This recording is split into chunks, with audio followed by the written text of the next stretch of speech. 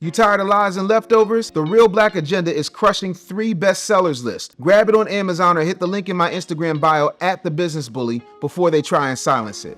When my daughter was matriculating as a freshman on the campus of Howard University, we had lunch and I saw some kids not much older than she was, and they were dressed badly, but they had like ill-fitted suits on. They were walking around with briefcases. And I said, "What's up with those kids over there?" And my daughter said, "Oh, those are the business majors. They're told to dress for success." I was like, "Oh yeah, stay right here." And I went up to these kids and I said, "Listen, I do a lot of business and I very rarely wear this."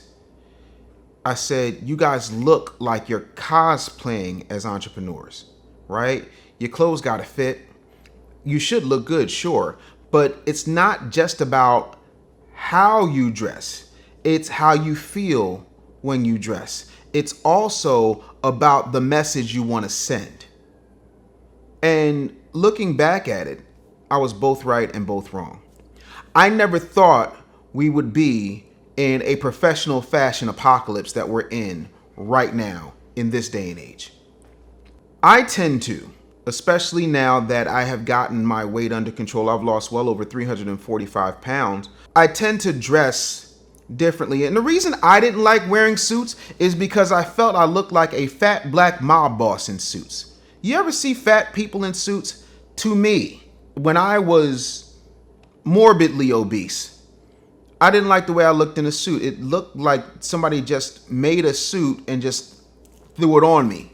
It didn't look like it fit. It didn't feel tailored.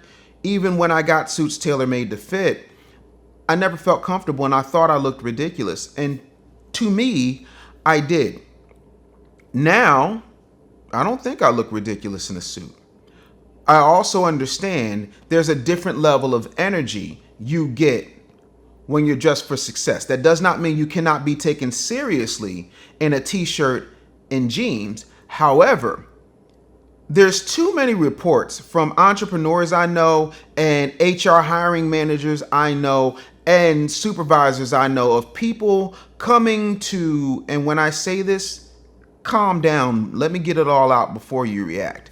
Coming to job interviews with bonnets on or do-rags on, coming to work in slippers, coming to job interviews with sandals and socks like you're an old man wearing shuffleboard and not understanding that the tapioca pudding machine is out at the nursing home. Some of y'all are looking downright ridiculous and you can't understand what the problem is.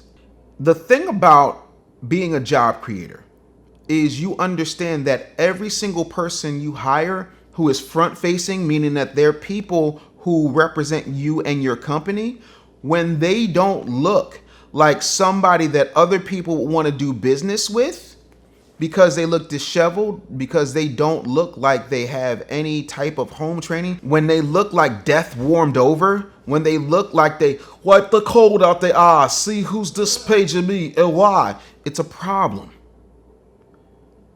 When you show up a certain way. See, we don't like to talk about the real racism in this country. We like to talk about extremes. The real racism is they automatically think you're a gangbanger. They automatically think you're a baby mama. I remember when my wife and I were pregnant with our youngest child, they always automatically assumed that my wife wasn't married. They referred to her as Miss Anderson, not Mrs. They started talking to us about birth control before we even had the baby, because there is a stigma in Black America about the way we procreate. Just like there's a stigma in Black America as to how we conduct ourselves. And that is not virtue signaling. That is not pandering. It is a fact of life. The truth of the matter is, I have gone into companies I fractionally own. And people didn't, I wouldn't announce myself. I just come in and there would be people who knew who I was. And there are people who don't know. And, you know, they would talk to me a certain way, this, that, and the third. And they didn't realize that I'm one of the owners. I can do that as one of the owners. If you're working for me, there should be a standard. I don't give a rat's behind if you're working at Taco Bell or Chick-fil-A. If you look disheveled, if you look like you're not there to care about your appearance or care about how you show up as an ambassador of whatever company you work for, you're not doing yourself any favors. I remember when I was a kid, I read a book about Frederick Douglass, and he talked about how he always had his children dressed for dinner. Now, today that might seem ridiculous. Hell, most people don't even have a dining room table where they sit down and discuss what's happening. But we've lost sight of checking in with each other. We've lost sight of the importance of what it means when we dress for dinner, what it means when we are doing our best. But see, we see these images of people going viral for the way that they dress and how great they're dressing, because it's become a rarity. It has become the exception and not the rule. And I know when you're going to the airport, you say, oh, I got to protect my hair, and oh, I don't want to wear my good clothes. Cool, that's fine. I'm on tour right now promoting the Real Black Agenda. When I go to the airport, I'm going in a sweatsuit, but it's pressed. My sneakers are clean. My socks aren't dirty. I wash and moisturize my face. My beard is clean. Like, I look like, even if I'm casual, I don't look like a casualty of my situation. I don't look like a stereotype. I look like somebody who is dressed down for the day. That is different than looking like, oh God. Like, some of y'all walk into the airport like The Walking Dead. It shouldn't be that way. And you shouldn't go to your job like that. Even on Casual Friday, some of y'all take it a little too far. Some of y'all look like y'all just walked off a video set, and not in a good way. And sometimes that video set might be Thriller. I need you to take pride in your appearance, because the pride you take in your appearance should be important. Too many of us are relying on the fact that, well, I've got a degree. No. You should have a degree of discernment as to how you look when you walk out. I want to start a 501c3 nonprofit called Mirrors for Negroes.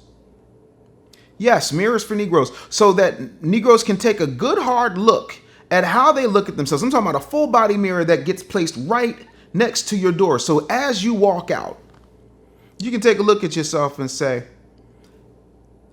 is what I'm saying with my clothing choices demanding the respect I feel I'm owed when I walk out into the world? If the answer is no, you thank the mirror and you go and you change and you put on something decent. Now, again, on your own time, you can wear whatever the hell you want. You know, I don't care if you dress like a hood rat, hoochie mama, or thug number 3 from an after school special. I don't care. But when you're working for people and you demand to be taken seriously, and your job is not a stick-up kid, drug dealer number 5, or, thought-tastical Wanda, then I need you to dress, as my grandmother, God rest her soul, would put it, like you got some sense. You're not entitled to that job just because you're qualified. You are offered the job because of your skills and your ability to represent a company. That's how that works. And if you could say that's unfair, cool. Build your own business, and then you can have everybody dressed like season 3, episode 2 of The Walking Dead. When you go and you pause this video and then go look at season 3, episode 2 of The Walking Dead, that gets funnier or sadder, depending on your perspective. If you've got a question for Ask Dave Anderson, you can email me directly, dave@businessbullyshow.com, or comment, rate, and subscribe right here to I Never Knew TV. And we'll see you next time.